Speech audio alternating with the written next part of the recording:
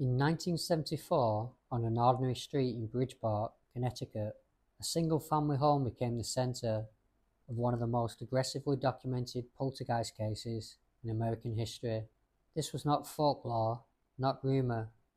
It was witnessed by police officers, city officials, journalists, and dozens of neighbors. It happened at Lindley Street. The disturbances began suddenly. Objects flew across rooms without warning. Furniture tipped over by itself. Walls shook as if struck by an unseen force. At first, the family tried to cope quietly, but when heavy items began launching with enough force to cause injury, they called the police.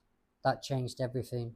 Officers arriving at the house did not find hysteria, they found chaos. Police reports described chairs sliding across floors, ranging from gentle movement to violent propulsion. At one point, an officer was reportedly struck by an object thrown from across the room with no visible cause. This was no longer a private haunting, it was a public event. Word spread quickly. Fire officials, city council members, reporters from local newspapers all entered the home, and many witnessed activity firsthand. Objects moved while observers stood watching. Items were removed, only to reappear seconds later. The phenomena did not hide. It performed.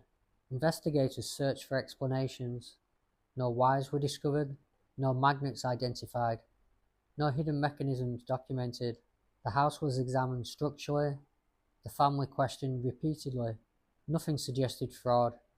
What stood out instead was the consistency of the disturbances when multiple officials were present. This was not imagination shared in private, it was documented under scrutiny.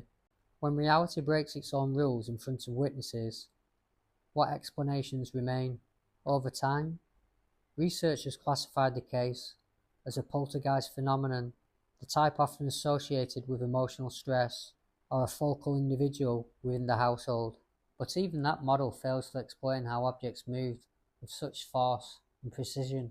The disturbances eventually diminished as suddenly as they began. No final cause was identified. Authorities never accused the family of deception. The case was quietly archived, not solved, not dismissed, just unresolved. For those who witnessed it, the Lindley Street house crossed the line between belief and evidence that could not be uncrossed. Today, the house looks ordinary again. No warnings, no markings, but its reputation survives in police files, city testimony, and first-hand accounts that never contradicted each other. The Lindley Street poltergeist was not a story passed down over decades.